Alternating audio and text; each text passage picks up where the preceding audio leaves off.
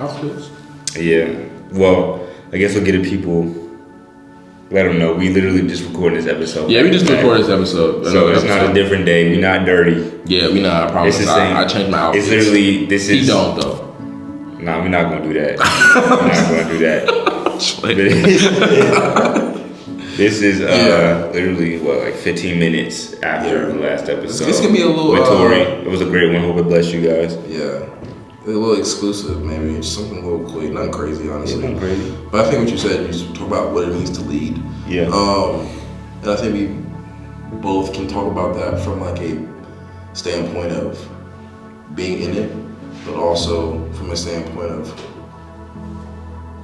I don't know, wanting to be in it also, maybe. It's just, I think we have different perspectives on it. Yeah. But also what the word says, honestly, that's the most important thing. This is why I think we're going to have two different things on it, right? For you, you've always been like a natural leader at everything, always been placed in leadership positions, right? So I think that's kind of carried in the way of like how you viewed yourself. Me, I've never really thought of myself as a leader in anything, nor have I really been placed in those positions, I feel. But I feel like I lead, I guess my leadership is more like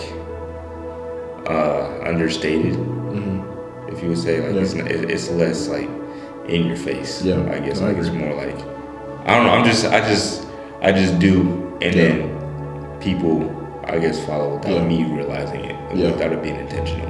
Absolutely. But I feel like you have such a gift for, I mean, how would I describe your leadership? More like the verbal rallying type of leadership. Type of thing. No, I think it's just like, I think Jesus had both. I think he had he would explain, he would ask them to ask questions, he would answer the questions. But I think there's moments where he just did.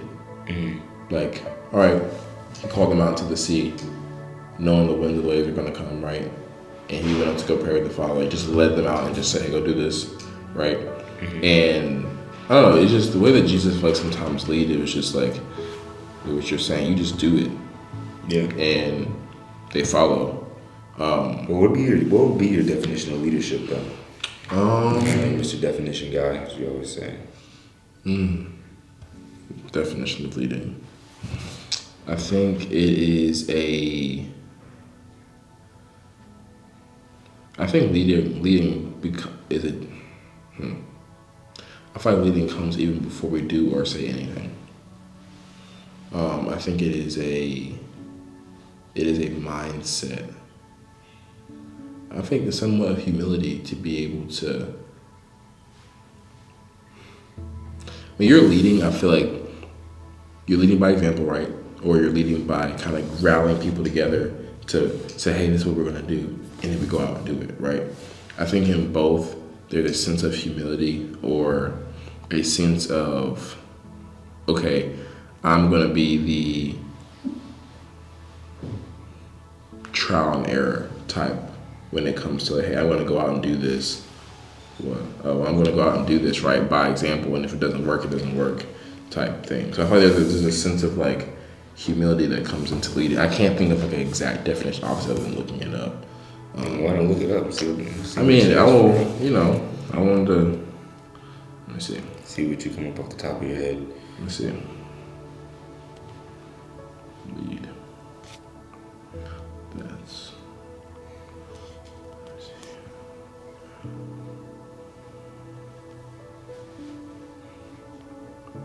Cause.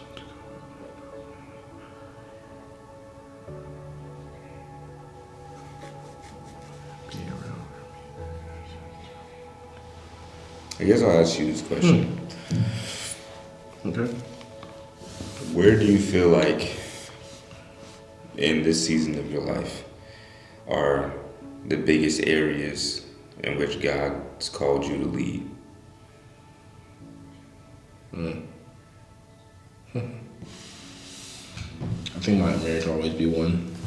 I think that's just because God's given me that responsibility to lead my house.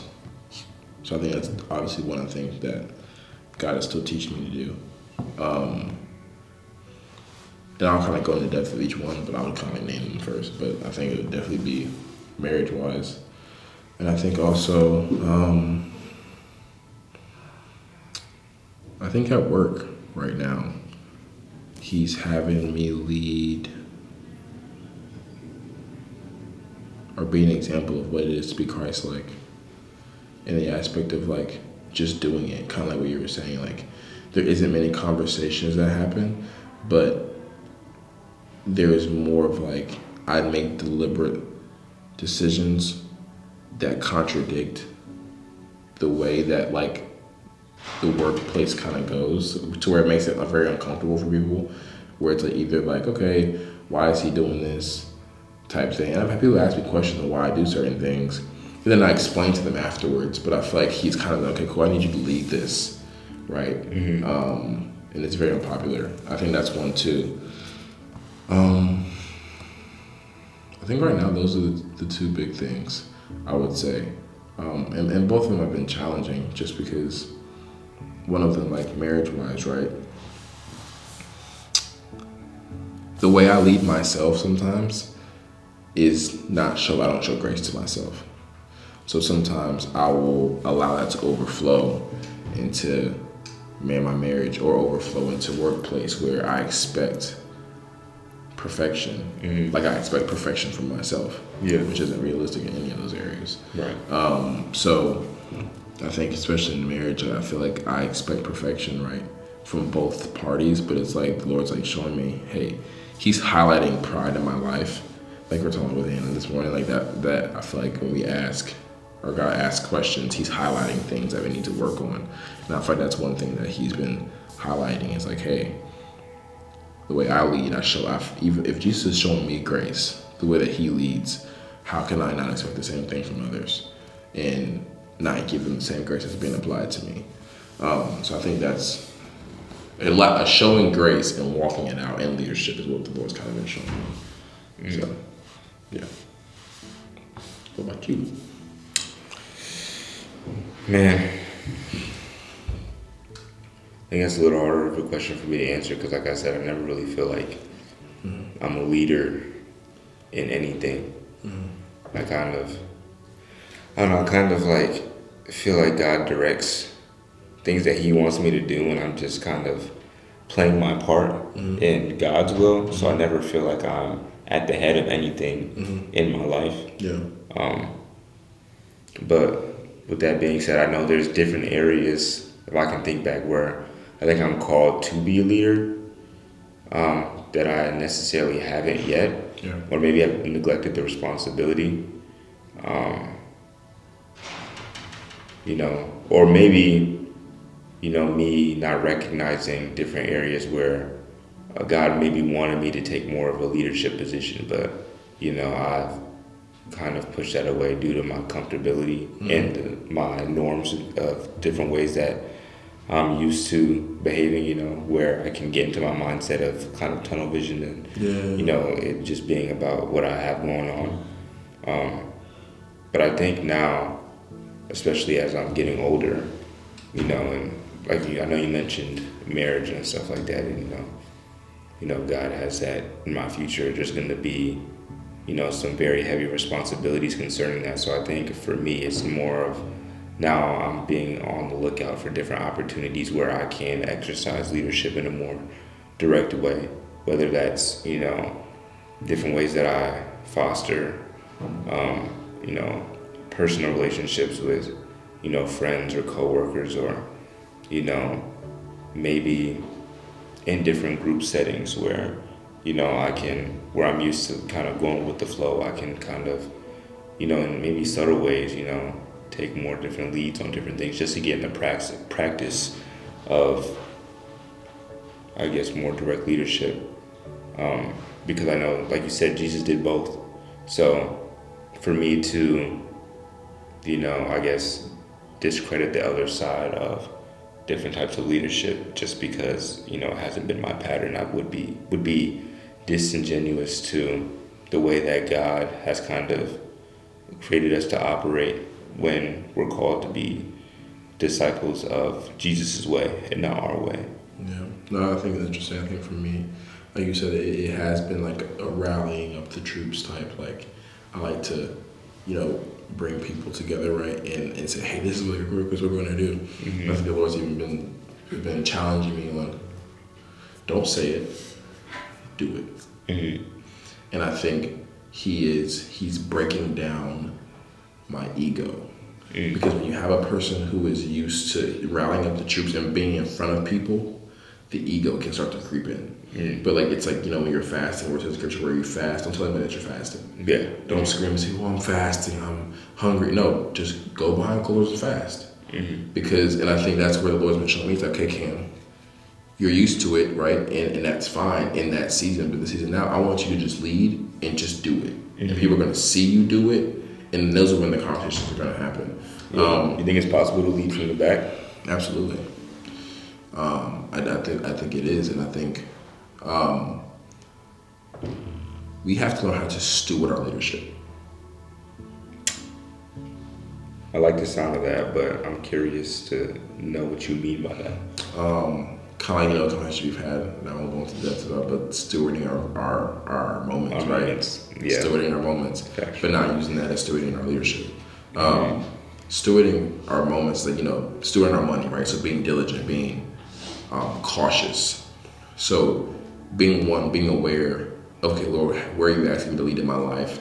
It's even being aware of those, like you said, so there's some areas you don't know you're supposed to lead in. And maybe the Lord's kind of stretching you. So it's one, being aware of that, okay? But then allowing yourself to be broken down to maybe the point of humiliation, right? Humility, to be able to say, okay, Lord, what do you want me to do in this leading position? And then going to apply it, and allowing the time when you're applying it is not your ego talking, but scripture is moving through you. So I know that's kind of maybe a lot, but like that's where the Lord's been kind of like, okay, you want to do all these things, but can you steward the leadership I've already given you? Can you sanctify that, right? Can you walk in sanctification? Can you be humble in those situations and being the leader before I start to give you other places to lead at? Because it's like, now I'm pulling you. You're being pulled in so many different areas. You know what I mean? And I think that's where those two things is, okay, steward your marriage, lead in that, steward your leadership at work, make that glorify me, bear good fruit in that, right? Be a weed, not a tear in that, right? For my kingdom. And then as we move forward, I can start to give you more, right? And I think that's kind of like where would say steward leadership somewhat. But what do you think? No, that's true. I think, I like the idea of leadership being stewarded. Because I think sometimes the way that we can think about leadership is it being something that you either are or you aren't, right? Like some people are leaders in culture and some people are going to be followers, right? You have the shepherds and you have the sheep. But the thing is, I think we're all called to be leaders in some way, shape, or form, right? Even while rallying behind another leader, we're called to be leaders to others who are rallying behind us. That's right.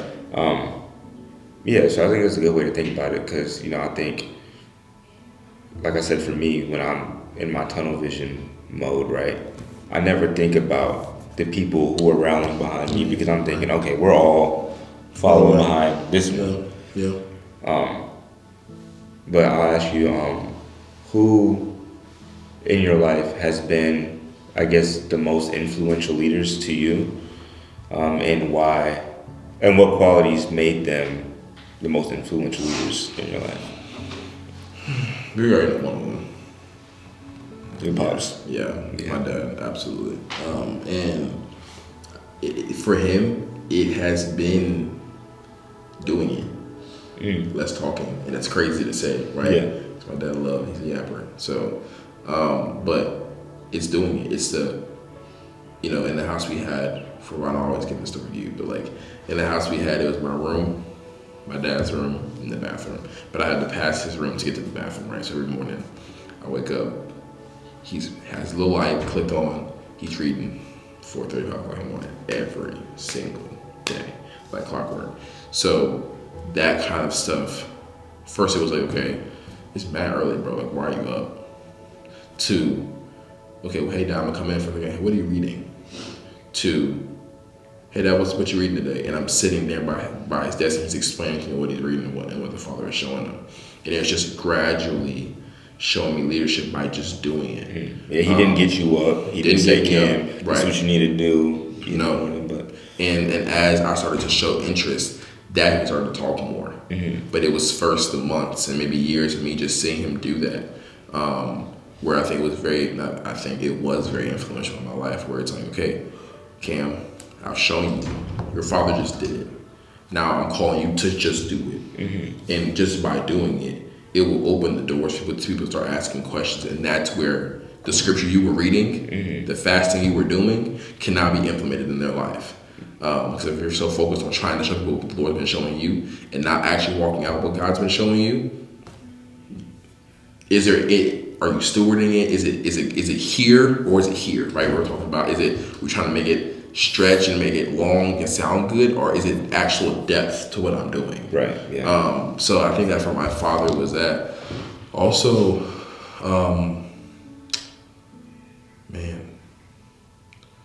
Lito. Shout out to Lito in Orlando. When I did the internship with him being my supervisor, he was more of rallying. So for GE, he was, at Valentine, I would see him every morning. He would rally people together. Yeah. Right. And he was that, hey, this is what the Lord's called us to do. This is what we're going to do today. This is what, these are the things that, that's on the table. This was what the experiences going to look like, all that kind of stuff, right? So he did more of the rallying, but also he put me in situations where, like, he let me to read, allowed me to lead a Bible study for just the parking team, right? So now it put me in a position where now every week I'm having the opportunity to be in front of people and rally them together. And not me, mm-hmm. not the church's mission, but God's mission for his people, right? And obviously he was very talkative. He was very, maybe the word's talkative. He was very like, hey, how are you doing? Very much keening on like, hey, I want to hear from you. Mm-hmm. And I think that's kind of where I've gotten that skill of like, okay, asking the right questions, knowing when to speak, when not to speak, from him. And so I would think those two people were very influential when it came to the leadership. I think one thing that's interesting Lito had said is that there's a difference between arrogance and confidence. Because my confidence is in the Father and the gift he's given me. So every time that I speak, the confidence I have is not in what I do, but it's the time I know I've spent in his word, and I'm just repeating what I read. Arrogance is kind of like we were talking about in, I think, one of the other podcasts a couple of days ago, was that, why are you asking the question, mm-hmm. right? Is it from I know what I know, so I'm just going to do this, and I think that's where the arrogance comes into play. So I think that's one thing that he really taught me, was the difference between confidence and arrogance. So that was kind of like long-winded, but yeah. Yeah, I think the difference between confidence and arrogance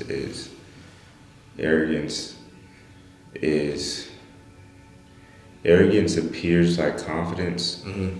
but it's rooted in insecurity. Mm-hmm.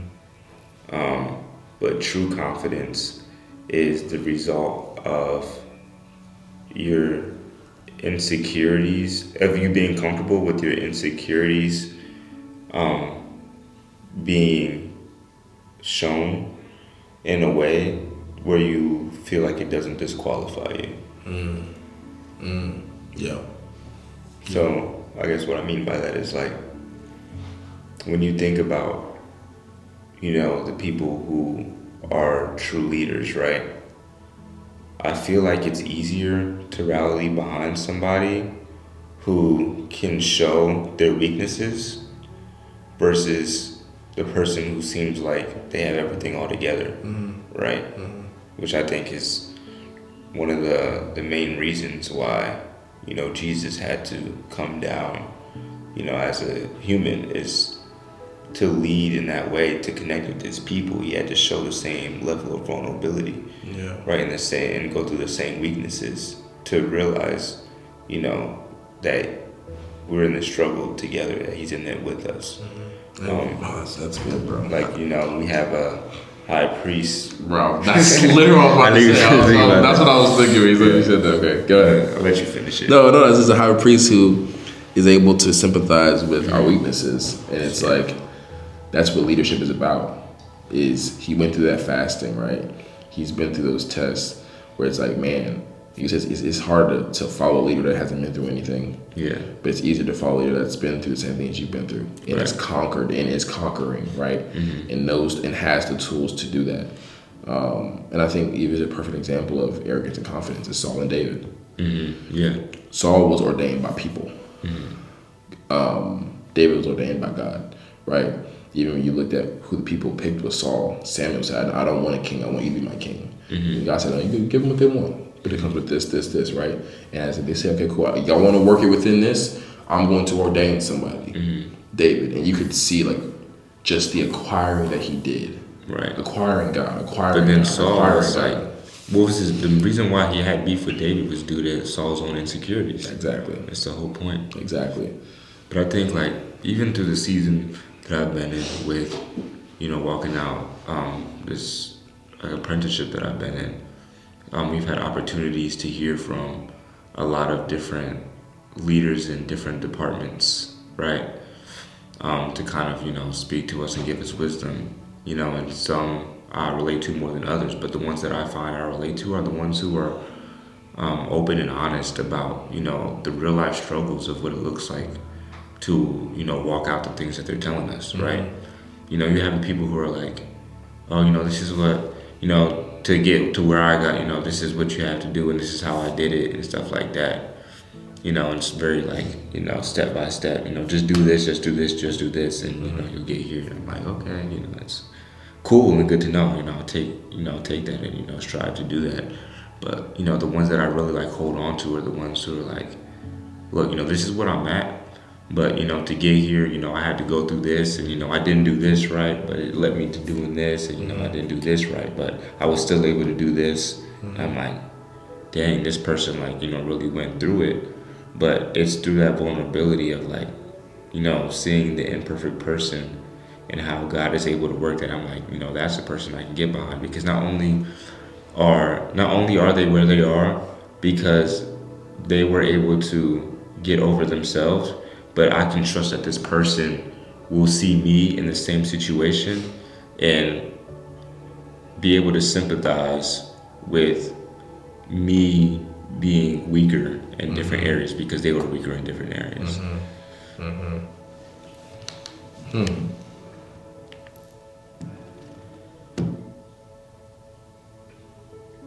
Yeah. So I think I don't know what it is about the confidence and arrogance. I think it's really important when it comes to leadership.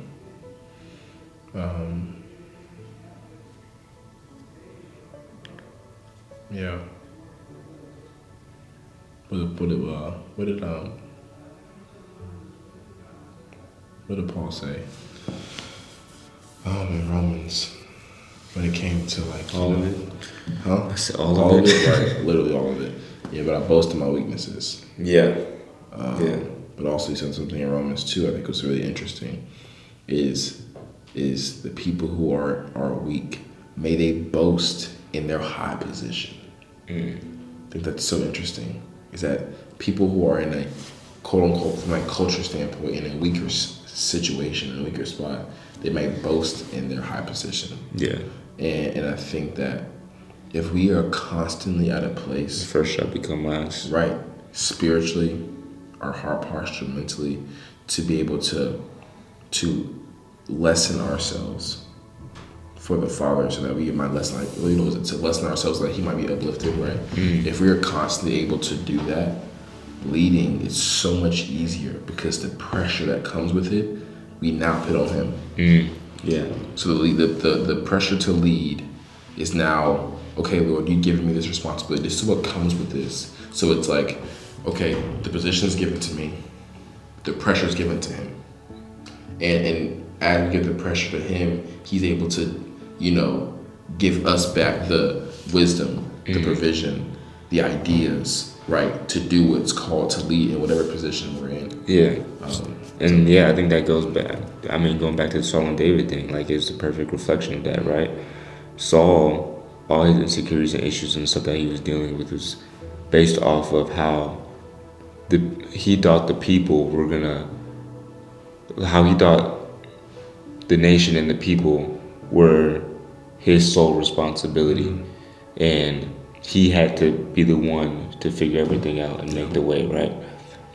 Now, when you take a look at David, not only the story of David and Samuel's, but also in his Psalms, the way he cried out is the thing that I've noticed while reading through is his heart position of, look, this is what I'm going through, God, but you have it all in control, right? Yeah. Like he's constantly throwing the things he's struggling with back on God to a place where he's expressing himself, but the trust that he has that God is going to take care of it almost seems like arrogance in itself, right? Yeah. But it's the confidence that he has in the Lord's ability. Exactly.